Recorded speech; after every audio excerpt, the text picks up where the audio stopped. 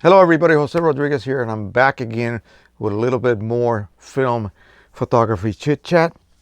I want to open up by showing you a print that I made probably in the early 80s when I was in Belgium. This is my oldest daughter. She's the mother of Nathan. You've seen Nathan. That's all I ever talk about. And again, you got that sunny look to it. It just looks so great. And I shot this in my backyard. I had the good fortune of having being able to live in an actual Belgian house instead of living in military quarters. I chose to live what they called the economy, and I was blessed to have this humongous long backyard. It was narrow, but about 200 meters in depth. I had so much land I couldn't keep up with the upkeep, barely.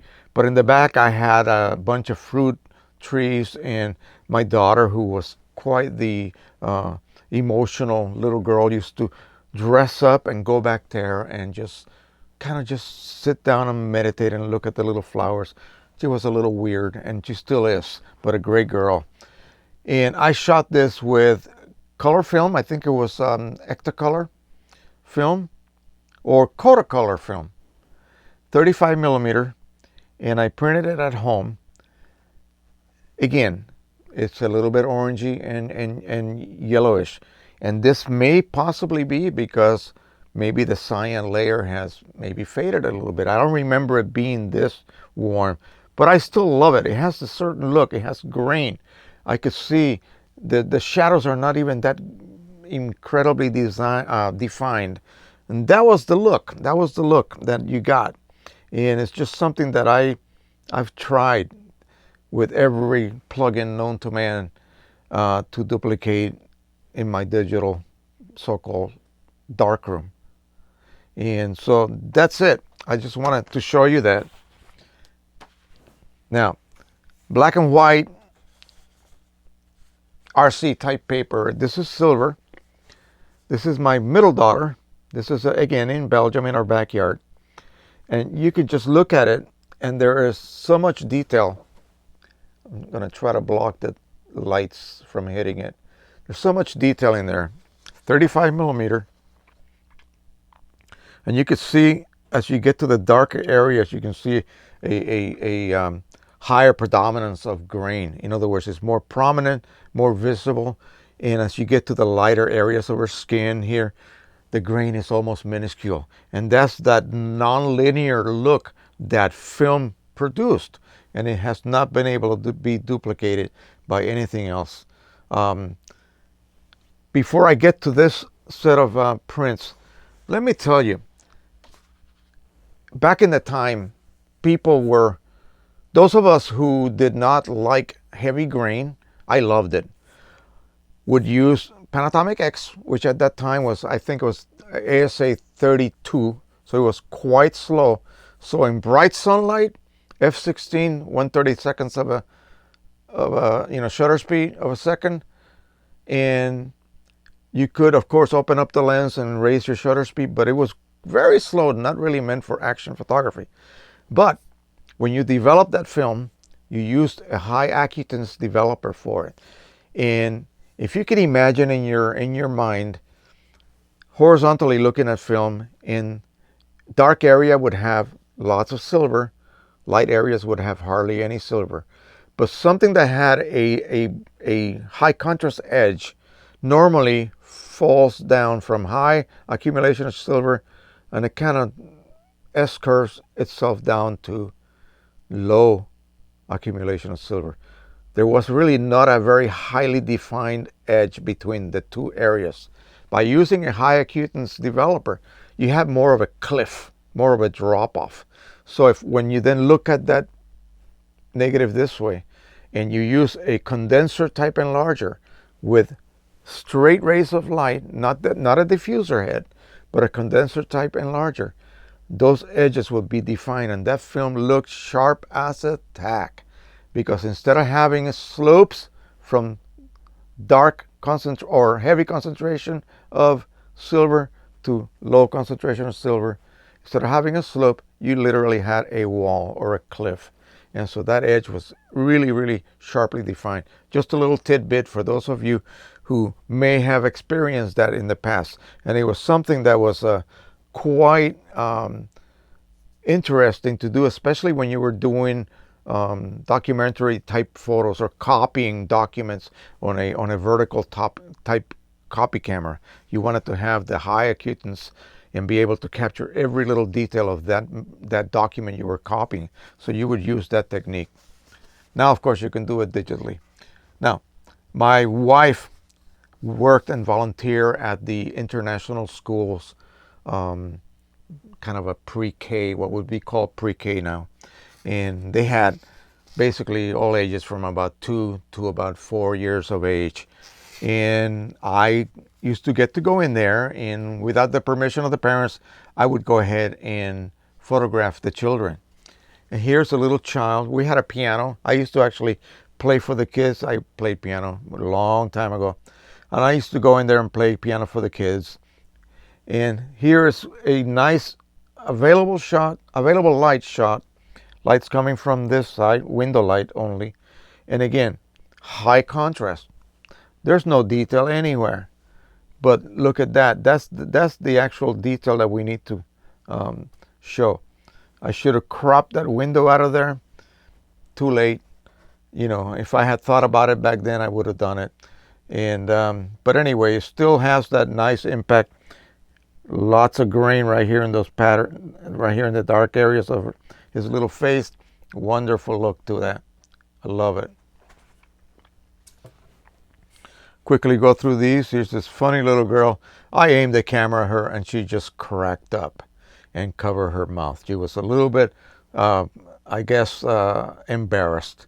Again, lots of grain everywhere. Very, very uniform grain here. Heavier grain over here. And it's just great. Tri-X probably pushed a little bit, and I was able to get that. These prints are all on RC paper. I think it was cotobromide paper from Kodak. And everything is dried without the ferrotyping process. Again, another little boy. This kid was a little bit more sober. Boy, this is all dusty. Whew. Pardon me. I should have cleaned this before I presented them to you. As I said, they've been in my closet. Luckily, they've been stacked, but still they got dusty. Now, this print is suffering from a weird effect that occurs with silver-based prints. And if you go back and look at pictures of like your grandparents taken with, you know, Kodak Brownie cameras, if you're that old, you might see some silvering effect. And that occurs when the tarnish silver loses its tarnish. And then it becomes basically shiny silver once again. And this is beginning to show that. And there's no way I can prevent that from happening. The cost, insufficient washing at the end. You need to remove all of the sodium thiosulfate or disulfate, which is hypo. And what happens is this. You have a very even layer of silver halide. You expose it. So there's everything that received a lot of light changes and is able to be reduced into metallic silver. Areas that are very light receive very little light, and thus they're not really affected whatsoever. So no reduction takes place. You see that right here. This is as pure white as the paper can get. Now, when you finish and you go to the fixer removes anything that was not developed or reduced to metallic silver. So all of the silver salts get removed. They get dissolved away. And so you end up with just paper, an emulsion, and a deposition of reduced metallic silver, which in this case is tarnished and it looks black. Now you have to remove the hypo.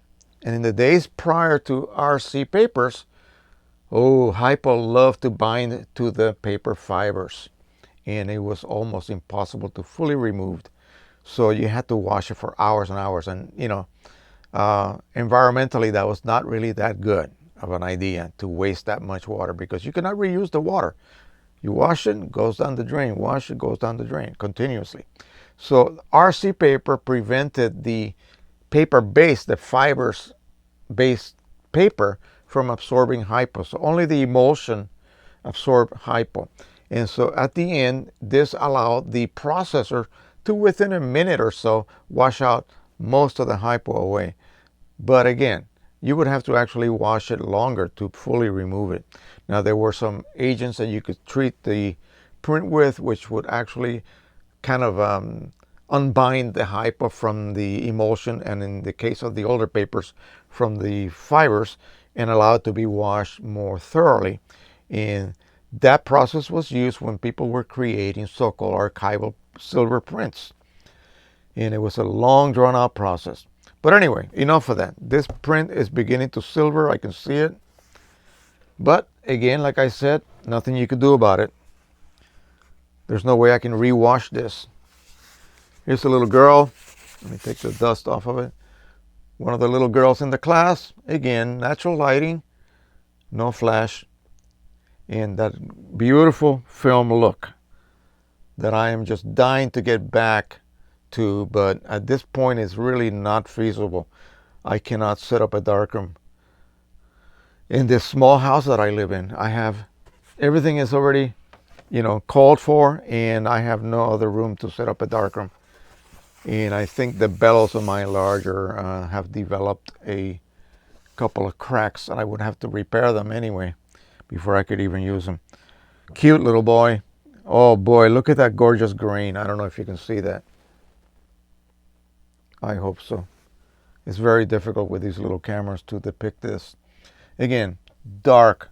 Detail is gone. There's nothing there. I got a scratch right here. Shoot. Again, another scratch right here. Detail is gone. Again, you just compress down. You expose for the face and develop a little longer so that you don't gain anything here and enhance the face even more. So those were little tricks. You underexpose, develop longer. That way areas that received enough exposure will be brought up more. Areas that did not receive enough exposure will be kept down.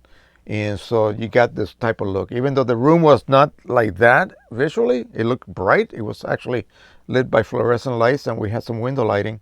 You get this look, which is impossible to get otherwise. All right, here's another little girl. This little girl was sad because she wanted her mom, I believe, that day. This is the one I believe that I caught laughing earlier. She's ready to go home. Her little nose has beautiful grain all over it. I hope you can see that. Very nice. Again, got a white, got a black down here, and everything else in between. But it's more of a subdued, nice, directional lighting, and not affected too much by the vertical fluorescent lights. And again, back then I wasn't really an exposure expert.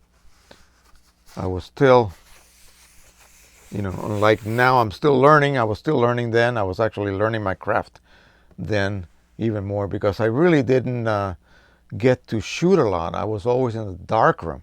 And so my expertise comes into more on the darkroom side of things. And until recently is when I finally began to practice my actual photography, going out in the field and taking photographs. I spend my whole 22-year career in the Army basically in the darkroom.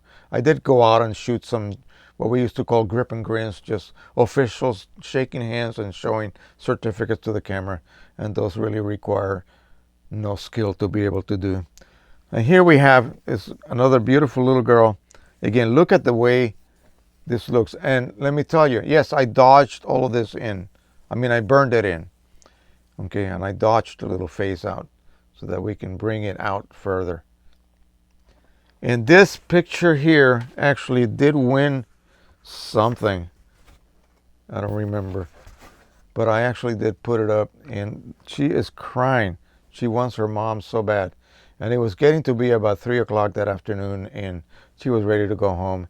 And I caught her looking at my wife, who was telling them a story, but she's got tears in her eyes. She just wants to go home. and I was able to capture. I got some sort of award for this, but this was back when I actually put it up at a crafts show locally, and I guess they liked it enough. Here's the last one, and again, this is story time. The little kid just really enjoying the story. Maybe he's a little bit perplexed. And again, the same thing, that same look of the film. And it's just something that just simply cannot be reproduced. The paper has a certain surface texture. It's not really something you can touch, but you can see it. It's a micro pebbly, undulating micro little structure. And it plays well with the gloss of the paper. And again, remember this is after we stopped ferrotyping prints and to make them super glossy. And that actually caused a lot of problems on the surface anyway if it wasn't done evenly. All right, so that is it. I just wanted to share this newly found pack of prints that I found, or I dug up in my closet. My wife has a little printer cabinet for her computer right against my closet, so it's really a bit of a chore to get to the closet. I have to move everything out of the way. But I kind of warned her that I was going to be doing that.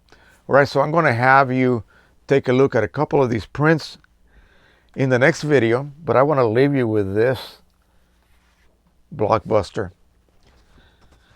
This is when I was about, let's see, maybe 20.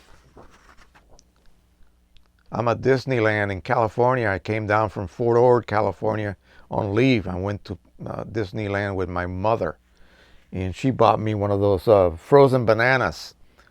And I looked Japanese, and of course that's my mother's side. So there you go. My father is from Spain, by the way. And so that is me. Look at how skinny I was, bony as can be. But I've come a long way. Still had that mustache going and a lot of hair. Boy, did I have good hair. Alrighty, enough of that. Thank you for watching, everybody. I'll be back with some more prints, and we're going to talk about a couple of other little concepts that I am now just rapidly bringing back, opening up some of my stored memories in my old brain. Thank you once again. Please don't forget to share, like, and subscribe. And as always, happy printing, everybody. Bye-bye.